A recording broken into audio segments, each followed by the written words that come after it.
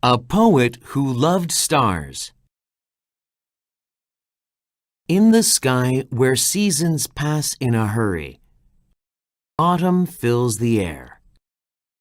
And ready I stand without a worry to count all the stars there.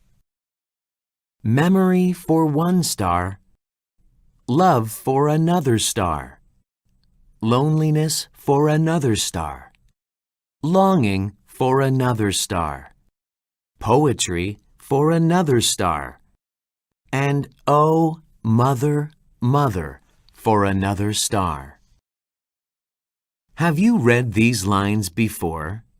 They are part of the poem Counting Stars at Night by Yoon Dong-ju.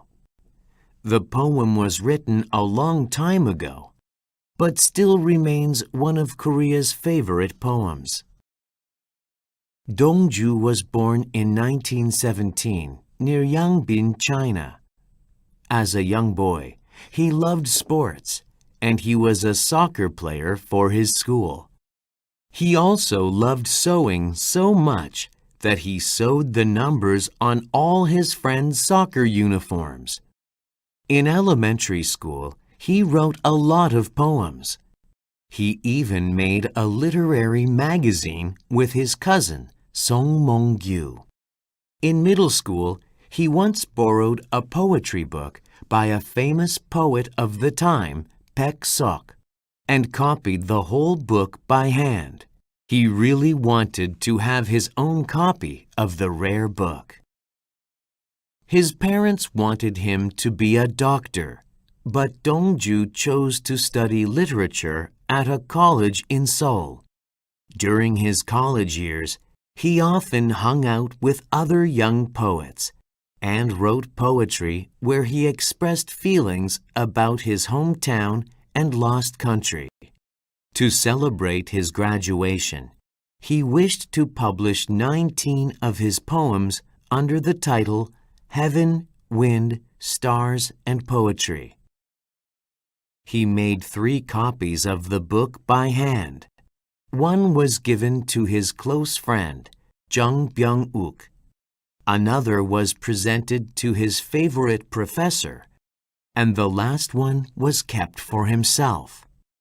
However, his professor advised against his plan because he thought the Japanese government would not allow the publication.